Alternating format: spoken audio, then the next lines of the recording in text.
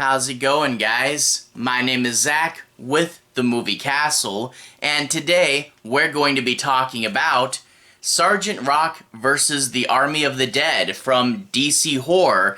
This is issue 2 and is entitled What Could Go Wrong? This is written by horror legend Bruce Campbell, who you guys know as Ash from the Evil Dead movies, and features art by Eduardo Risso.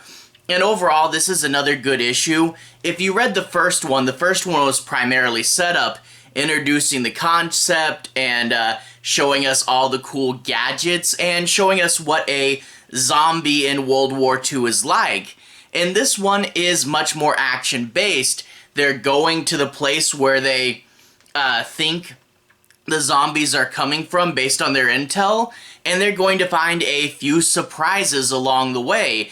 And overall, we're getting into the heat of the book, which I really do like. This is only 6 issues, and we're jumping straight into the action. And that is one thing that was a pleasant surprise with this book, is the action sequences. Pretty well choreographed, a good amount of story within the action, and, you know, funny twists and turns. We can't get out this way, hey, let's do that.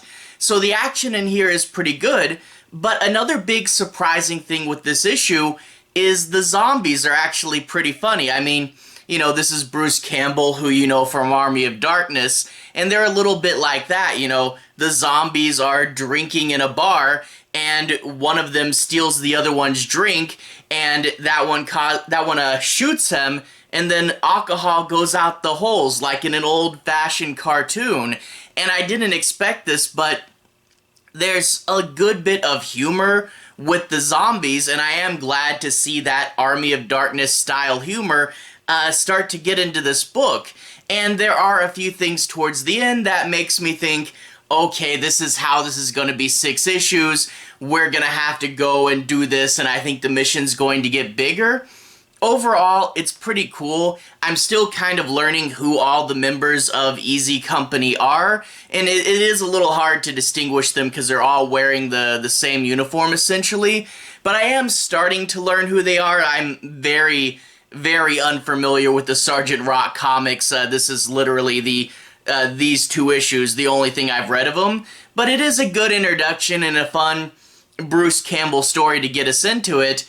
And overall, I am really happy with what DC Horror is doing. You know, they had the Conjuring comics, which are really good. Go check them out. Then they had that Soul Plumber thing, which I didn't pick up. It just looked not great. Well, I mean, I picked them up. I just haven't read them yet. They've been on the back burner. But Sergeant Rock, kind of a return to form. And DC Horror is something I continually say this. Horror comics were really big. They sold really well. It wasn't until the Comics Code literally forced them to shut down that canceled it. It was an artificial ending to a trend. And I say, focus on horror comics again. There's lots of cool stuff. Lots of stuff to be done. It's a really great medium for horror, and I really am glad DC is putting in the effort. And hey, even bringing in Bruce Campbell, that's such a great idea. So I really hope we see more with this DC horror line, either solo stories or like this one that kind of connects to, you know, the DC universe, you know. So I really am glad for this, and I really did have fun with the book. So yeah, a really fun zombie book. If you guys want to see this book in a little bit more detail, I'll show you guys a bit of the story and the art, but no major spoilers. If you want to see this book in more detail, I'm going to go ahead and switch to the close-up camera. Alright, here we are inside the castle, taking a closer look at Sergeant Rock versus the Army of the Dead. And let's go ahead and bring this closer to the camera. A really cool cover, green and orange this time around with all the zombies on fire, and we do get this one flying through the air literally in front of the title card. That's pretty fun. The DC Horror logo with its 2 sharpened knives and the O's, that's pretty cool. DC Horror Presents. We also get 2 of 6. Thank you for telling us how long the plot arc is, and it is a $3.99 book, ages 17 and up, which, yeah, that's modern comic ratings. Any little thing, they're gonna rate it 17 and up. But anyway, Bruce Campbell and Eduardo Risso. Anyway, I'm going to flip it over.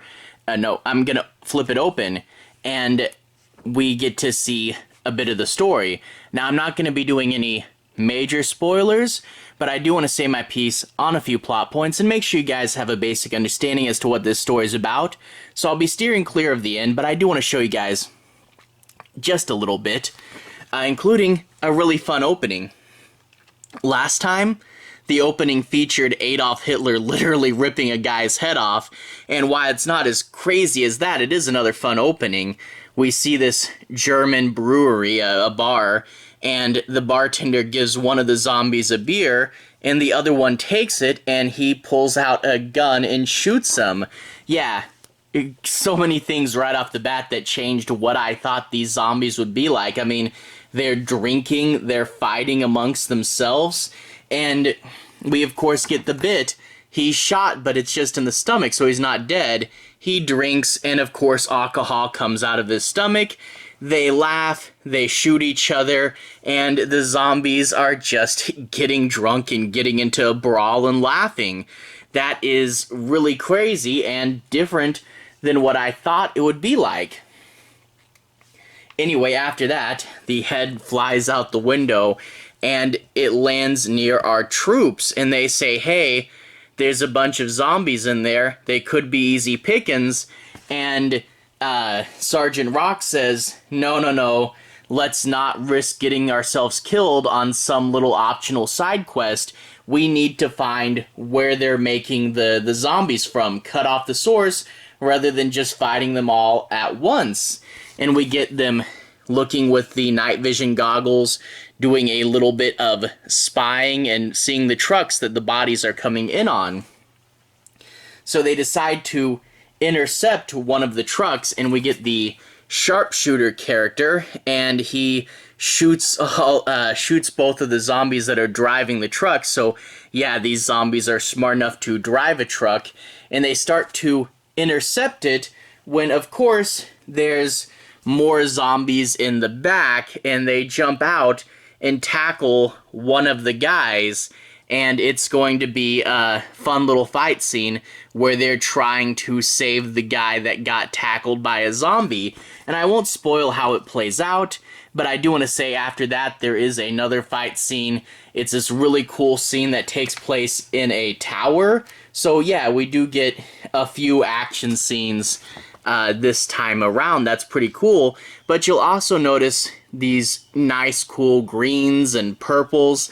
The coloring in this book is done pretty well as well, and you know, gives it this cool and muted tone, which helps when the action goes to really make it stand out. But it really does give the feel of a cool dark night in the past. But yeah, we're gonna get some action sequences as they try to figure out what's going on and find out a little bit more about the World War II Germans' secret plot.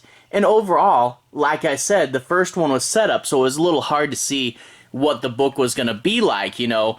But now that we're seeing that the zombies are actually kind of like Army of Darkness skeletons, they're a little bit silly, and plus there is a ton of really good, well choreographed action in here.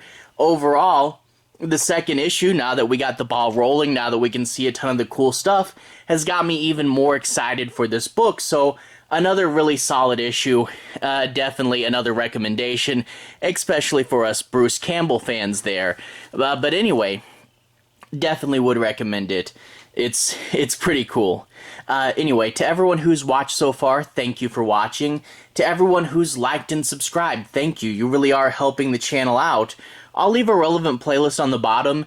This should probably be my DC playlist, where you can check out the first issue of this, as well as my coverage of DC Horror's first book, or at least the first one I saw, The Conjuring the Lover. Definitely would recommend that one as well. Probably better than The Devil Made Me Do It, to be honest. Anyway, have a good day. I'll see you guys again very, very soon. DC playlist on the bottom. Have a good day now.